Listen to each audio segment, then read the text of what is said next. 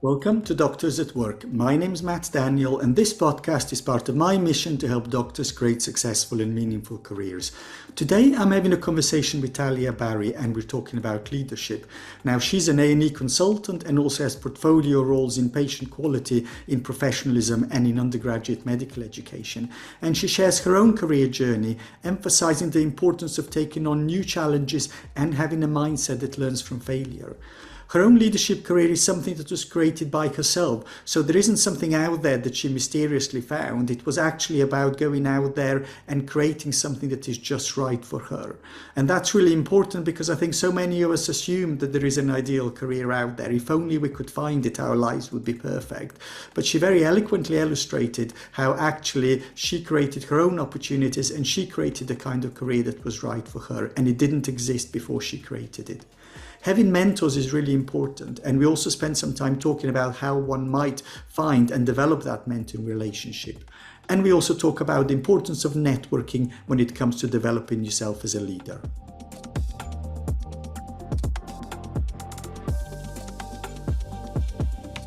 Welcome, Talia. Tell me a little bit about yourself. Hi, Matt. Thanks for asking me to join you today. So I am an A&E consultant in a busy London hospital, and I also have another role at UCL Medical School. So I have a couple of leadership roles, but I also try and keep my foot on the ground and do clinical work at least once or twice a week to make sure that I retain all my skills and all that kind of stuff. So yeah, my background, I guess, is I came to medicine quite late. And I think that brought some advantages for me. And when I see colleagues now who've done medicine in their later years, it's actually incredibly beautiful to watch them because they've brought all this life experience with them. And they tend to take up leadership roles quite quickly, I think, because of that. I came to medicine a little bit late. And I think I spent the first part of my career based in London and North London. And I did the normal thing of, going around the hospitals, doing my training. And in that time, I started picking up ideas of what did I want to do later. I tended to, at the beginning, kind of stay grounded with trying to get the art of my actual career, my profession really well. But I was always someone who liked to pick up different things just to keep my life interesting. And I think I also understood quite early on in my career that I would never be able to sustain a career in emergency medicine without having a portfolio career. And I guess one of the things I wanted to implore people on this podcast to understand is that the NHS is completely exhausting and draining, and it's great fun as well. But as a result, you have to, in certain professions, definitely, you have to be quite portfolio about how you want to, grow with it and sustain your career. So I quickly realized that, and also partly probably because I have insight into my own strengths and weaknesses. And one of my strengths is I love to take on new challenges. It's exciting.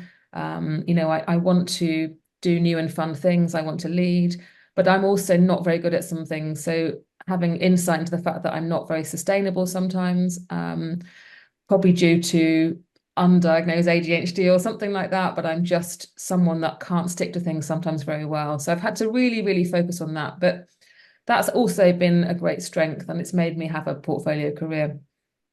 Right now, I did lots of leadership teaching work really at the start. So I picked on some educational roles quite early on. And I remember being interviewed by the Dean of UCL Medical School, who I was very early on in my career, and who luckily took me on despite the fact me giving quite a bizarre interview about how to ride a tricycle. We had to teach people how to do something, and so that we could show that we could impart learning.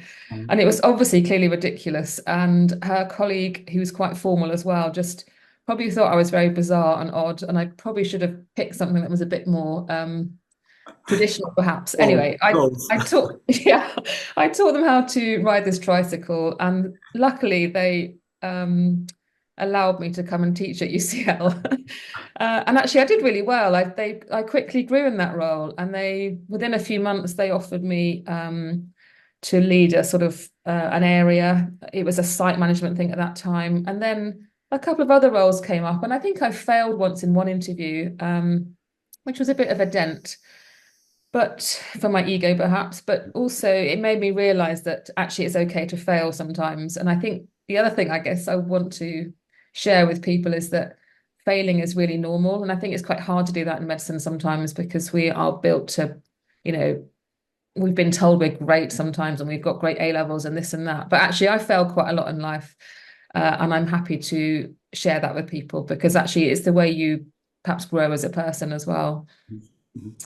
Yeah, so then I then went on to take on bigger roles at UCL. And as I grew in my sort of career and my enthusiasm and my passion for it, I then got offered roles as well. And I was told to apply for stuff. And, so it kind of snowballed from there. But it took a lot of work from me at the beginning. And I have to say that it's not always that easy. You have to do things for free sometimes, and you have to really put yourself out there and you have to reach people and say, actually, this is what I want to do. I'm interested in what you'll do. I'm passionate about it. How can I get involved? Mhm. So I guess that's how I've grown into my roles mainly. So currently I have two big roles. One is Associate Medical Director at North Middlesex Hospital, and that is a busy London teaching hospital. And in that role, I have quite a dry role in terms of what I have to do is kind of, manage audit and this kind of stuff for the organization. But I've really made it my own as well, because I recognized at the beginning it was a bit dry. And I've tried to do the role properly and really inspire my team to kind of keep on the straight and narrow with it, but at the same time pick up things for our team that make their lives a bit more fun and happier. So that's that part. And I guess part of my joy at North Middlesex as well is I've also picked on some things that perhaps aren't very traditional. Like I help by playing my cello in the orchestra, which is a very, tin pot effort. But actually, it's really nice to do that. But it's also nice for other people to see that, I can play my cello quite badly in the middle of the atrium, and people will come and sing along. And we've got a piano and a guitarist, and it's all a bit crazy, but actually, it's really joyful. So I think it shows as well that you have to perhaps be a bit humble sometimes Yeah. and just show and expose yourself a bit in terms of, your passions and things like that. Mhm. That, Um, yeah. carry on. Yeah. So tell about more about the UCL role. So UCL, I run a module called professionalism and patient safety. And again, that can be quite dry. If you look at that from an outside perspective, it's really trying to impart what the GMC wants doctors to be like. Mhm. And the GMC is not always flavour of the month, so that can be quite tricky. But actually, again, in that role, it's been very joyful because I've been able to do a lot of my own stuff in it. And I think one of the reasons it has gone really well is that I have a mentor there who has been behind me the whole journey I've had, really. Mhm. And I suppose that organization is the one place that I really have a lot of faith and trust in. So the people that work there are, you know, quite diverse, but what they have done is put their faith in me, and they followed me and supported me, and also, at times challenged me in a good way. So I think if I can, I can't really underemphasize or overemphasize the importance of having a mentor perhaps in your leadership journey, because if you don't have that, it's quite difficult to have that kind of drive to keep going sometimes. So if you're a junior doctor and you need help and support with that kind of stuff, I would actively seek someone, and you can just approach people. You don't have to be it doesn't have to be an official relationship, but it's just knowing that that person can be, approached at times and saying, look, what about this and this? And I do the same thing for my colleagues now. I do the same thing for my junior colleagues, but also perhaps for my, people at the same level in my organization or peers.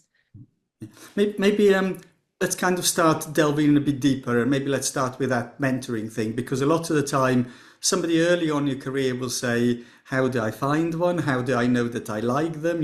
I'm new Yeah. to the hospital, I'm new to the institution, I don't know them. Will they like me? How do I build a relationship? I mean, like, what tips would you have for a 25-year-old? Yeah, it's really tricky actually, and also because they move around so much, so you end up as a junior doctor sort of it's quite destabilizing a lot, and you're dealing with quite tough stuff when you're at work. So actually, the first thing I say to junior doctors when I talk about this kind of stuff is that you have to have a buddy first at work, not a mentor perhaps, but you have to have a buddy in every place you work in. So when you start working as a 14-year-old and and you're learning how to be a cafe assistant or something, you have to have one person that you think, okay, I can trust that person, I can go to them. And it's the same as a junior doctor or any doctor really. So that's the first port of call, I think, for people. But then after that, I think it's reaching out to people. And I would say that the person I reach out to at UCL may not be aware that they're my mentor actually, but they are someone that I trust, that I go to, and I often will go to at random times in my career to try and piece together what I should do next. So it may not need to be an official relationship, Yeah. but you know, it's I guess it's also having the courage to go and reach out to people, perhaps. So I would say to any doctor who is in that early part, just reach out. You could reach out by WhatsApp, email. Could we have a coffee sometime? Could we do a walk around a car park? Yeah. I do lots of car park walks at North Middlesex, particularly when we're in quite difficult times, because that's often a time we haven't got a great landscape there. It's the only place you can get out of the organisation sometimes and have a little wander and a bit of fresh air. And those car park walks are often times when you can kind of help people think a bit outside the box about what they want to do next and what they're hoping to achieve. It's interesting if I think of my own, sort of, I have a person that, again, I don't think that I think they'd be horrified if they knew that there's a mentor actually. But they are my mentor and have been probably for 20 years. Yeah, And if I think how that we weren't strangers one day and mentor mentee the next day. It's very much a relationship that built over time and in yeah, multiple guises, and we came together through multiple channels in multiple different scenarios, and then over time, that relationship built and that relationship grew. So I think, the people, if I could go back to the 25-year-old, their expectation will be, okay, can you be my mentor? And we now have a formal mentor relationship. And I mean, there are mentoring schemes that work like that, yeah. there are. Yeah, So that's fine.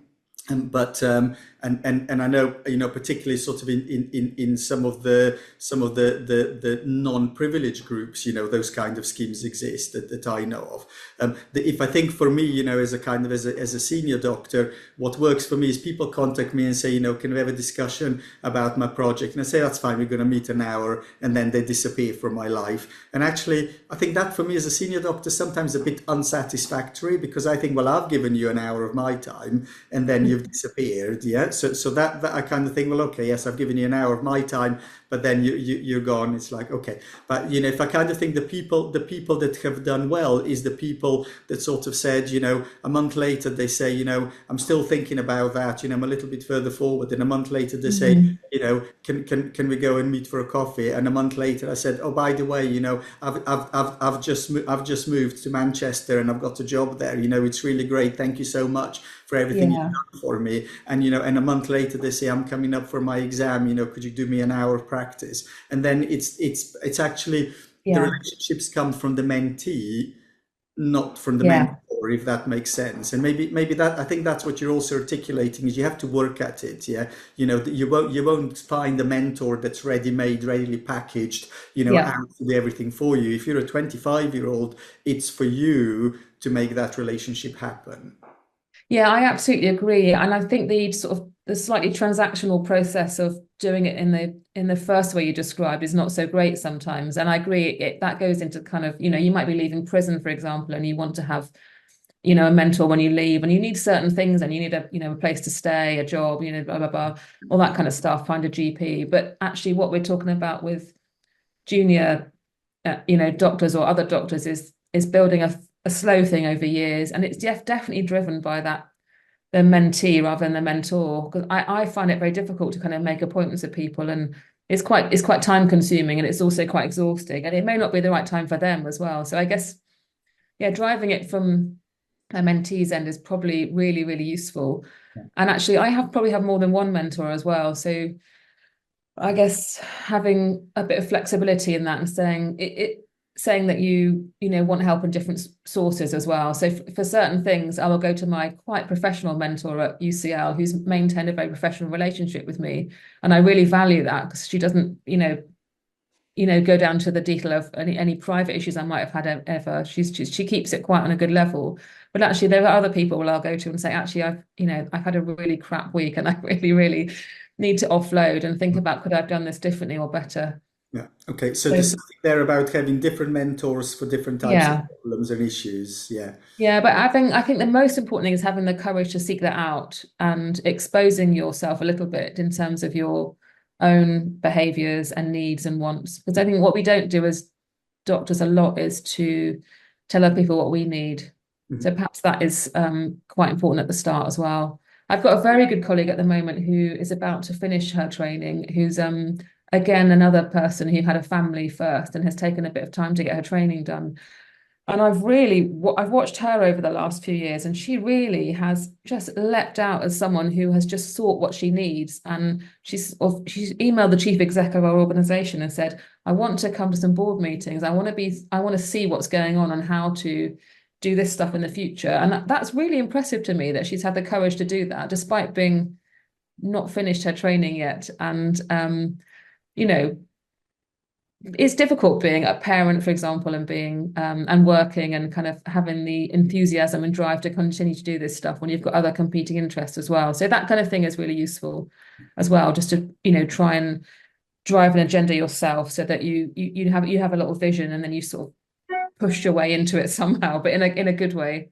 Let's talk a bit more about that, because I think a lot of the time as doctors, we think that this amazing ideal career out there, and and if we could find it, then our life would be perfect. Yeah. So, I think what you've outlined in terms of what you've done and all your colleagues is that there was no magic career out there that was just waiting for you to be found. In Yeah. your own journey, you've outlined is you started this thing, you did some stuff for free. Sometimes you failed, sometimes you succeeded. You took a chance, other people took a chance, and then over time, stuff moved on, and then other people offered you roles. And as you said, this one person, that's emailing sort of the chief exec. So you're talking about there's no brilliant career out there waiting to be discovered. Is both you and the person you've outlined, you've gone out there and you've made it happen and created. Yeah, can you tell me a bit more about that difference between creating something versus Yeah.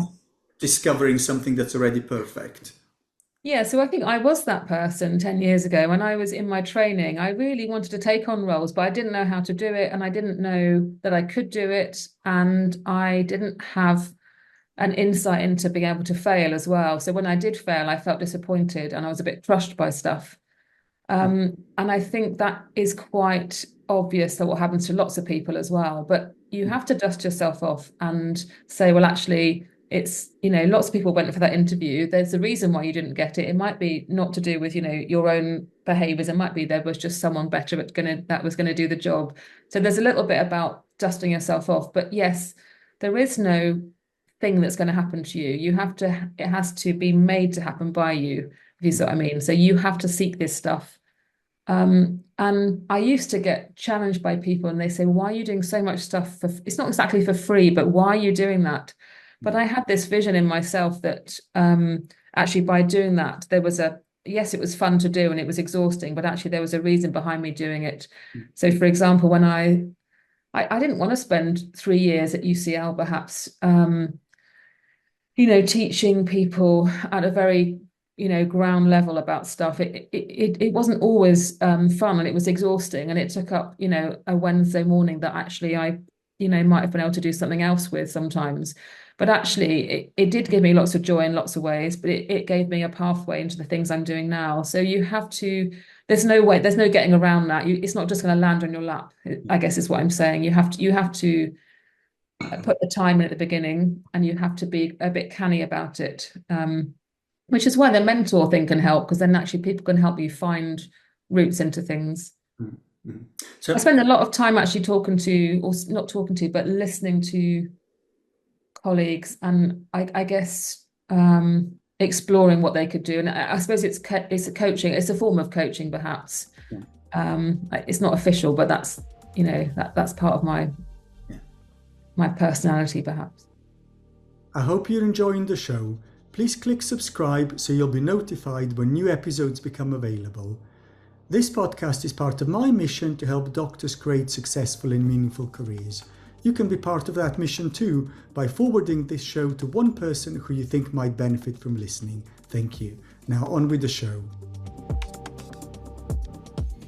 I'm interested in a bit more sort of about this stuff developing, because again, if I think for me, if I kind of give you my career and what's good and what's bad about my career, so I have lots of stuff that's all really interesting, and it's good sort of, and I have a great fun, but then there's just too much of it. Yeah. What Yeah. I tell you, what I'm not very good at is I'm not very good at kind of having a long term direction. Yeah, so I do stuff, it's great fun, I do it, I enjoy it, and then when I stop enjoying it, then I say, oh, I don't enjoy it. So that's good, because I enjoy it, I do stuff I like. If I don't like it, then I'm just going to stop doing it. Yeah. So I guess, if I'm critical of my own career, what I don't have and what I've never had is, I've never had, okay, this is where I want to be in 10 years time. Yeah, I've never run my career along the lines of, this is where I want to be in 10 years time. My career has always been, oh, this is fun, I'll do it whilst it's fun. Yeah.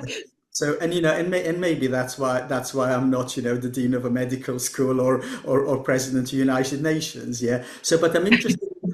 Did I hear, and for me, I talk about that, I have a golden thread, which is developing people, and I've got my values, and what I do, if it fits with my golden thread and if it fits with my values, then I'll do it. But what I don't have is a 10-year career plan. Yeah. And maybe that limits what I've achieved in my career, because I never sort of thought, okay, this is where I want to be. So I'm interested, did I hear you articulate the importance that you have to be a bit strategic? If you kind of, have you got like a 10-year plan, this is where I want to be, and then you use that as to choose what you say yes to and what you say no to? Or are you a bit like me, you just turn up, and if it's fun, you do it, and if it's not, you I don't? am very like you, and actually that has probably prevented me from taking on bigger roles frequently, because I don't have that sustainability perhaps that other people do, and that's a personality trait probably. Yeah, But I do think you have to have a golden thread like you've described, and my golden thread is definitely about, good leadership, yeah, solid, grounding, solid relationships, how you build them at work and how you build teams and that kind of stuff. But I do think you have to have some kind of sustainable thread as well. And my sustainable thread has been UCL for yeah, me, yeah, because I've always had that as a pocket of time that I've really valued. And I guess you've probably got sustainable threads in your career as well. I should imagine you do teaching and coaching, and there'll be one part of your career that you kind of have stuck with. yeah, And I do think that's really important, because if you're like us, it's actually yeah, it's quite exhausting and quite destabilizing sometimes as well. Like, last year I took on I went off to Myanmar and for 2 weeks, yeah, on the Thai border, to work for the International Red Cross. It was brilliant. I loved it. Um, but obviously that took 2 weeks out of my job. It was really exhausting. And I don't know, it was great, but you've got to be a little bit canny about what you take on. And actually, if you want to be, I guess what you're saying, and I agree with, is that if you want to be the next dean of a medical school, or I don't know, a chief operating officer or something like that, you have to be a little bit more systematic. And it might not be that, yeah, it might be that people like us can't do that sometimes. Um, there's a lot. The other problem in the NHS, I think, I guess we can all articulate this, is that there's lots of face fitting as well. And I think that's a good thing. You have to be politically canny and careful about what you say and do. But often, the people who have these kind of portfolio careers, it can be harder to see that, I think, yeah. because you're sort of jumping around a bit and doing lots of fun stuff. It's kind of it's more, I guess it's self-soothing doing that perhaps, but not necessarily always useful for the career. So I think, what if we kind of think of, careers and, leadership and progressing one's careers, irrespective of what age people are at, there's something there then about making sure that you have multiple sources of support that you can turn to depending on what you need. And then we talked about it's not out there to be discovered. You have to create it yourself. Yeah, there's no Absolutely. well-trodden pathway. And for many doctors, particularly because we're so used to stepping on the clinical conveyor belt, isn't it? Particularly people that are in Yeah. training, you step on and you do exactly what your ARCP panel asks you to do, and then Yeah. in X number of years you fall off the conveyor belt as the finished product, and then you discover that the rest of your career is absolutely nothing like that because everything is up for grabs. So that's kind of an important insight. But then also, in terms of what people do, it sounds like both you and I are probably sort of quite values driven. The stuff that's important, we do stuff Yeah. that's important to us, and that means that we probably enjoy the stuff that we're doing. But if somebody is ambitious, and if somebody does want to sort of, if somebody's aim, maybe my aim is to have a good time at work, maybe my aim isn't sort of to climb the career ladder. But if somebody's aim is climbing the career ladder, then you've got to think, okay, how are all of these things helping me climb that? And that might say I'm doing this for free because Yeah. that's helping me. But then if you're going to do that, and we need people who are like that, don't we? Yeah, because if everybody just turned up and had a good time at work like I do, like who'd be the medical director? So we need people that are kind of We ambitious. really, really do. We need people who can pay attention to detail and be sustainable. And I really admire that in other leaders. When I see that, I've got a clinical lead at the moment who's great. She's stepped up to the plate massively and pays attention to detail that I would not be able to do. She's really excellent at that. So I absolutely agree that those, in our organizations, you've got to have all these kind of people. You have to have people like us that make it fun and exciting and make the world turn round. But Yeah, at the same time, you've got to have people doing the stuff yeah, and recognizing the value of those people as well. I guess if you're a junior doctor, though, when you start out, one thing you can start doing there is picking perhaps one thing every year or two that is part of your sort of week so that or month so that and it's something outside of what you'd normally do. So you're not just in the ARCP stuff. You're sort of actually I've got involved in a bit of quality improvement or a research project or working for the Red Cross, once a year or something. But if you just pick one thing, actually that broadens your yeah, portfolio and keeps you, I think it restores you a bit as well. And it doesn't have to be medicine. It could be outside medicine. It could be something else. yeah, yeah. But ideally, it's something in medicine so that we can harness it and use it to improve our workforce and our passion for patients as well. And you talked in your own career journey that it sounds like networking was a really important component. Yeah, because you said you went out there, you talked to people, Yeah. you said look, I'm interested, and how. What tips would you give to other people? Other people sitting home saying, "What would I say? Where do I find these people? I'm no good at small talk. They're gonna think I'm weird if I just contact them." You know what? What tips would you give sort of to somebody who says, "Okay, let's say I'm really passionate about quality and safety, and I want to move into that quality and safety world." What tips would you give somebody? So I would say that you're right, it is about networking. And one thing about networking is you've got to be in the same place for a long time. And it's quite difficult to do that when you're moving around in jobs. So once you can get a job that you can stay with it and try and stay with it for a few years, because it takes a while to get networking good. But the second thing I'd say is that actually just be courageous. And I probably get emails at least once or twice a month from people I've not really met before who reach out to me and say, how can I get involved in this? How can I do that? And actually, I often meet them for a coffee and I say, what is it you want to get out of this? Which pathway do you want to go? And then we think together about how they might approach people and how they might do stuff. So I think it's about losing your ego a little bit and just saying, this is what I need as a person, this is what I want to do, and reaching out and being courageous. Yeah. That's all you need to do. Because actually sometimes it doesn't always work, but often that gives you the time, gives you a chance to get the ball rolling, and you can then sort of move on. I've got people that are still contacting me from 20 years ago now, which is really great because I've given them a little bit of a starting point about, have you thought about trying this or that? And then they'll come back to me later and say, this is what I started to do and this is where I've got to now. And it is so lovely to hear that people have been able to do that. And there's Having some the courage, I think, is probably the biggest step. Yeah. And there's something there also about we talked about the ego, and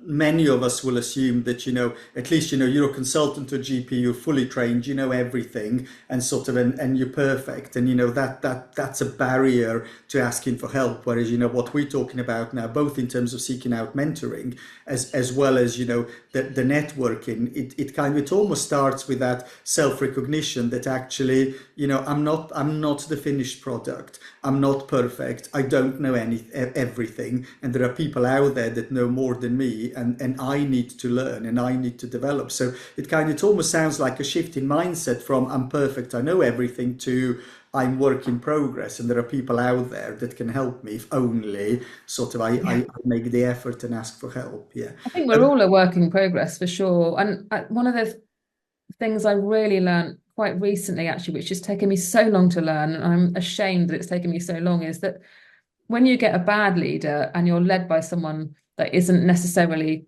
I'm not saying they're all bad, but you get people that perhaps aren't making the decisions that you want them to make for your organization or for something else. Someone, really imparted home to me how it's also my responsibility to make that relationship better as well. okay. And actually taking on it's not about criticism, it's about having insight into the situation and working with that person to make it better rather than saying they're just bad. And I guess that's a bit of a jump from what we were just talking about, but I think it's also making yourself understand that we're not perfect, really. And we Yeah. can be very critical of leaders, especially at the moment. The press is very, poor on Yeah. government leaders, on NHS leaders, but actually these are all people that are trying to do their best, and step up to the plate. And perhaps sometimes it's for the wrong reason, but we can work with them to Yeah. improve, and we can work on our own, Yeah. our own behaviours for sure. So does So that idea that leadership is a two-way process, not a one-way process? yeah, and I thought for years it was one way, and I think I got into myself into trouble sometimes like that because I was just very blaming. And actually, you've got to remember that you're part of that process for sure. So, and I think having the ability to reflect is really important as well. I do a really big sort of piece of work at UCL on reflection, and we talk about reflection in medicine, about it's very dry, go back and write in your portfolio this and that about this situation, but actually proper reflection is where you really can change your your skills and get insight into your behaviors. Because reflection for me is when I go to the pond once a week with my friend and we walk and talk, and then I talk through what I've done and what I could have done better and where my anxieties are, and it's brilliant because then you really really learn about what you've done, what you should have done differently. Yeah. And I think with reflection, I think many of us would reflect verbally. Yeah, because I think I'm probably like you. If somebody asked me to write stuff down, boy, that's hard work for me to do. But if somebody Yeah. asks me to talk, it's getting me to shut up. That's the problem. Yeah. So it's that it's the formal reflection for our portfolio, which is written, Yeah. which for lots of people I think that's problematic. But actually, the concept of reflection, which for many people is going to be a conversation, Mm. that's a really powerful concept. Yeah. Can I just sort of move on? You talked earlier about how you failed and what you've learned from that, and can you tell me a bit more about the attitude to failure and why that matters? Well, I guess as medics, you're driven from quite an early age to have to pass stuff. So, we do the 11 plus if sometimes, or you might do GCSEs, A levels, then a degree, a medical degree. And at each point you've got to succeed, you've got to pass your OSCEs, it's a long haul. Yeah. And at the same time, I think up until recently, medics were sort of put on a bit of a pedestal, and told, you are great, you are brilliant, and all this stuff. And actually, it's not true at all, is it? We're just another profession that needs to work hard and do our stuff. And yes, there's an element of having to be quite a rounded person to do that. But anyone can do it if they're driven enough and they're given the opportunity. So I think it's quite crushing for medics when you do fail, and also if you're a person that wants to be, having leadership roles, then failing is quite a challenge sometimes because the kind of person you are makes that more difficult as well. So I guess it's having that insight in yourself to say, okay, I'm going to be brave and go for this interview. It may not be the right interview. It may not be the right. I I might fail, but I'm going to do it anyway. And I had a really good piece of advice once when I was, I think I was applying for a place for graduate entry to medical school, which is quite difficult to get. And I just didn't, I had just become a mother and I was quite young and a bit inexperienced and a bit, I hadn't had a great career up until that point, but I knew I really, really wanted to do it. And this person said to me, well, what have you got to lose? You've got nothing to lose here. You've only got things to gain. All you're going to lose is your ego if you don't get in. Yeah. And I thought that was such a good piece of advice. And it stayed with me forever because now, I really don't care if I fail. It's okay. And I really wish everyone understood that. Yeah. I think for me, with certainly with the interviews, what I normally say to people, what's the worst thing that happened? The worst thing that happened is you meet some bigwigs who know that you're wanting to go places and you've got something to say. Now, they might not give you a job this time, but they'll know that you exist and they'll know that you're interested in Yeah, progressing your career.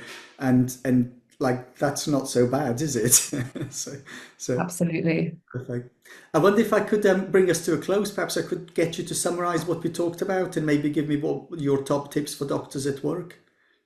Yeah, so we've talked really about, I guess the biggest thing we can take from this podcast is having the courage to just reach out to people and to probably do things that you might not find that interesting sometimes, but they're going to get you somewhere. So be a little bit strategic if you can, Yeah. but do the grunt work. And actually, it will start snowballing at some point.